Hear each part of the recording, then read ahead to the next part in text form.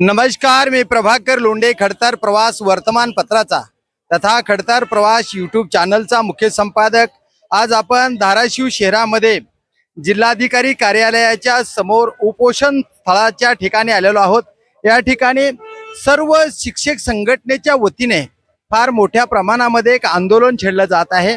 या आंदोलनाचं नेमकं कारण काय आपण जिल्हाध्यक्षांना विचारूया। या ठिकाणी सर्व पदाधिकारी उपस्थित आहेत। सर, खडतर प्रवास यूट्यूब चॅनल मध्ये आपलं स्वागत आहे। धन्यवाद। नेमकं आजचं जे आंदोलन आहे ते कोणत्या माध्यमातून आहे आणि काय अडचणी आहे?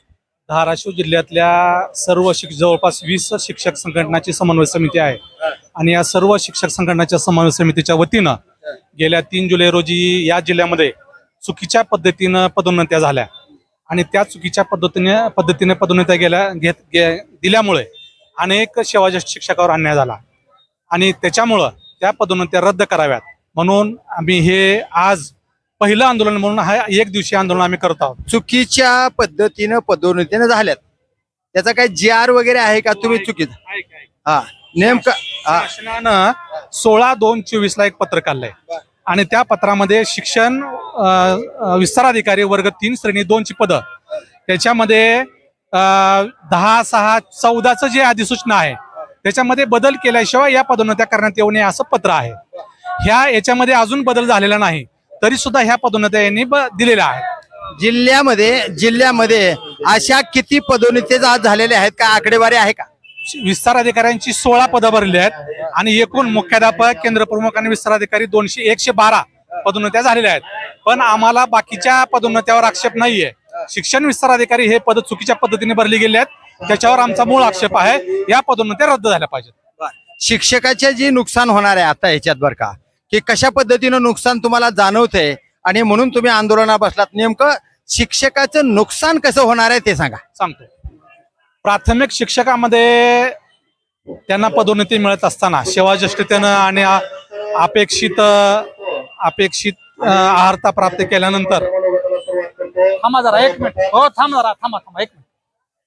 अपेक्षित शैक्षणिक अर्हता प्राप्त केल्यानंतर प्राथमिक शिक्षकाला एकतर 12 वर्षानंतर चट्टोपाध्याय श्रेणी मिळते, त्यानंतर 24 वर्षानंतर निवड श्रेणी मिळते, ती दरवर्षी मिळायला पाहिजे आणि ही निवड श्रेणी आपल्या धाराशिव एकमेव जिल्हा राज्यातला असेल।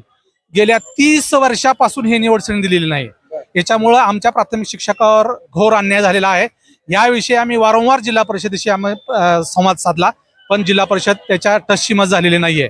त्याच्यानंतर प्राथमिक शिक्षकाला केंद्र प्रमुख, विस्तार अधिकारी फक्त 3 संधी, मुख्याध्यापक या 3 संधी आहेत प्रमोशनच्या आणि या 3 संधी या प्रमोशननं विरावून घेतल्या आहेत। 2024 ला आलेला शिक्षक तो आज विस्तार अधिकारी केला यांनी आणि आमच्या बांधवाच्या 30 वर्षे सेवा होऊन सुद्धा त्याला मुख्याध्यापक केलंय।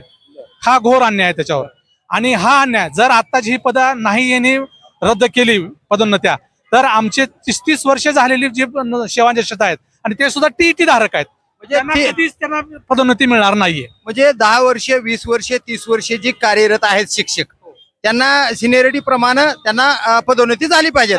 पण अचानक एखादा व्यक्ती येऊन डायरेक्ट पदोन्नतीवर चाललाय आणि म्हणून शिक्षकाचं नुकसान व्हायला असं म्हणायचं तुम्हाला? हो, तेच आहे। आमचा जो पात्र शिक्षक आहे, ज्येष्ठ सेवाज्येष्ठ शिक्षक आणि जो TET आहे, TET सुप्रीम कोर्टाने बंधनकारक केले, त्याच्यावर आमचं काय आक्षेप नाहीये। पण TET ची पास असलेल्या सगळ्यांची आपण एकत्र यादी तयार केली पाहिजे। त्याच्यामध्ये 2005च्या पूर्वीची TET अलग आणि त्याच्यानंतरची TET, त्यांना अगोदरच्या लोकांना त्यांनी विस्तार अधिकारी नेमलं आणि नंतरच्या लोकांना त्यांनी केंद्र प्रमुखांनी मुख्याध्यापकांनी नेमणूक केली। आमचं म्हणणं होतं या सगळ्या लोकांची एक सेवाज्येष्ठ तयार करावी आणि सेवाज्येष्ठतेप्रमाणे त्यांना पदोन्नती द्यावी। आता तुमच्या प्रमुख मागण्या काय आहेत? सरकारने काय मागण्या कराव्या, मान्य कराव्या आणि जर मागण्या मान्य नाही झाल्या तर तुम्ही काय करणार आहेत? तुमचं नाव ही शेवटच्या प्रश्नामध्ये सांगा। ह्या ज्या पदोन्नत्या आहेत महाराष्ट्रातल्या फक्त 9 जिल्ह्यामध्ये झाल्या आहेत आणि याच्यामध्ये धाराशिव जिल्ह्याच्या 3 पदोन्नत्या म्हणजे विस्तार अधिकारी, मुख्याध्यापक आणि केंद्र प्रमुख ह्या झाल्या आहेत। बाकीच्या जिल्ह्यामध्ये कुठं विस्तार अधिकारी झाले, कुठे केंद्र प्रमुख झाले, कुठं मुख्याध्यापक झाले। पण एकमेव जिल्हा परिषद अतिशय चुकीच्या पद्धतीनं 1 तारखेला कोर्टाचा स्टे उठला, 2 तारखेला शिक्षण अधिकारी महोदय पहाटे कोर्टात गेले, तिथूनच स्टे घेतला आणि तिथूनच खालच्या यंत्रणेला आदेश दिला आणि रातोरात कधी नव्हे तो इकडं एका बाजूला 30 वर्षे निवड श्रेणीचा प्रश्न सोडवला जात नाही आणि इकडं आता लोकांनी म्हणतात आर्थिक व्यवहाराच्या मध्ये झालेला आहे असं लोकांचं चर्चा लोकांमध्ये आहे आणि त्या फायद्यात जिथं फायदा आहे तिथं ह्याने लगेच तात्काळ संध्याकाळी रात्र बसून प्रक्रिया केली जाते आणि रात्र बसून प्रक्रिया करून दुसऱ्या दिवशी त्यांना पदोन्नती दिली जाते. आणि म्हणून आणि ज्यांनी याच्यावर आक्षेप घेतलाय त्या आक्षेपाची कुठंच त्यांनी पूर्तता केली नाही. त्या आक्षेपाचं कुठंच त्यांनी म्हणजे पूर्तता न करता जाणीवपूर्वक यांना पदोन्नती देऊन या सेवा ज्येष्ठ शिक्षकावर त्यांनी अन्याय केलेला आहे. म्हणजे आर्थिक उलाढालीमुळे हे चर्चा आहे, हा अशी चर्चा आहे संबंध जिल्ह्यामध्ये शिक्षण क्षेत्रामध्ये अशी चर्चा आहे. आर्थिक उलाढाल खूप मोठ्या प्रमाणावर याच्या पदोन्नतीमध्ये झालेली आहे. आता तुमच्या मागण्या काय आहेत मला सांगा. आता आमची मागणी प्रामुख्याने ही एक मागणी आहे. दुसरी मागणी आहे, शासनाचं पत्र आहे ज्या एकाच प्री मासेस मध्ये मुलींच्या वेगळ्या आणि मुलांच्या वेगळ्या शाळा आहेत त्या एकत्रीकरण करण्यासाठी शासनाचं पत्र आहे. त्या एकत्रीकरणाला आमचा विरोध पण नाहीये. पण एकाच प्री मासेस मध्ये मुलांच्या आणि मुलींच्या 1 ते 4 पर्यंत वेगळी आहे, त्यानंतर 8 ते 10 पर्यंत 5 ते 10 पर्यंत वेगळी आहे. त्या सगळ्या शाळा ह्यांनी या शासनाचा चुकीचा अर्थ घेऊन या एकत्रीकरण केल्या आहेत, जवळजवळ 56 शाळा. आणि याच्या माध्यमातून हे निर्णय घेतल्यामुळं जवळपास 100च्या वर शिक्षक अतिरिक्त झाले आणि कायमचे पायाभूत पदामधून त्याची पद रिक्त झाली, म्हणजे ते कमी झाले. हा धाराशिव जिल्ह्यावर खूप मोठा अन्याय आहे. आता तुम्ही नेमकं या आंदोलनाच्या नंतर जर तुम्हाला न्याय नाही मिळाला तर पुढचं आंदोलन कसं राहणार? हा पहिला टप्पा आहे. आम्ही आज लाक्षणिक आंदोलन, दुसरा टप्पा धरणे आंदोलन पहिला टप्पा आहे. जर आमच्या मागण्या 8 दिवसामध्ये आम्ही प्रशासनाला वेळ देणार आहोत. जर 8 दिवसानंतर या नियुक्त्या पदोन्नत्या रद्द नाही झाल्या तर दुसरा टप्पा आम्ही साखळी उपोषण करणार आहोत. त्याच्यामध्ये बी यांनी मागण्या नाही केल्या तर आम्ही आमरण उपोषणाला इथं जिल्ह्यातल्या सर्व शिक्षक संघटना बसणार आहेत. तुमचं नाव आणि पद सांगा. मी बशीर तांबोळी, जिल्हाध्यक्ष, अखिल महाराष्ट्र प्राथमिक शिक्षक संघ, जिल्हा धाराशिव. तर हे आहेत बशीर तांबोळे सर. सर आपलं काय नाव? मी रमेश बारसकर, जिल्हाध्यक्ष, महाराष्ट्र राज्य प्राथमिक शिक्षक समिती. आमची मूळ मागणी अशी आहे की पदोन्नतीची प्रक्रिया रात्रोरात्र पार पडते. मग 30-32 वर्षापासून रखडलेली निवड श्रेणीची प्रक्रिया तिथं सही करताना संबंधित यंत्रणेचा हात थरथर कापतोय का? तिथं काही लाभ नाही का? शिक्षकांना लाभ देण्याच्या बाबतीत यांचा आकडता हात दिसतो आणि पदोन्नती चुकीच्या मार्गाने करताना मात्र ते कुठलाही विचार करत नाहीत. आज एकाच कॅम्पसमध्ये मुलांच्या आणि मुलींच्या शाळा जर एकत्र असतील तर अशा शाळा एकत्र करा असा शासनाचा निर्देश आहे. परंतु तसं न करता सरसकट मग ते मुलांची शाळा असो किंवा मुलींची असो असे एकत्रीकरण केलं. 100 शिक्षक आमची अतिरिक्त झाली. शालेय पोषण आहार कामगार ज्यांना की 2500 फक्त मानधन मिळतंय असे सुद्धा 125च्या पुढं लोक अतिरिक्त झाली, त्यांना कामावून काढून टाकलं गेलं. कोविडच्या काळामध्ये शिक्षकांनी एक सामाजिक भान ठेवून जवळजवळ 1 कोटी रुपयाच्या पुढं निधी गोळा केला आणि तो आजही धूळ खात तसाच या जिल्हा परिषदमध्ये पडून आहे. शिक्षक आमच्या सर्व संघटनांची 11 वेळा बैठक झाली की हा निधी खर्च करा, हा निधी खर्च करा, तरी सुद्धा हा पडून राहिलेला निधी खर्च केला जात नाही. आणि अशा पद्धतीचं हे जिल्हा परिषदचं गलचपीचं धोरण नेहमीच दिसून येत आहे. आता सेमी इंग्रजी चालू केली.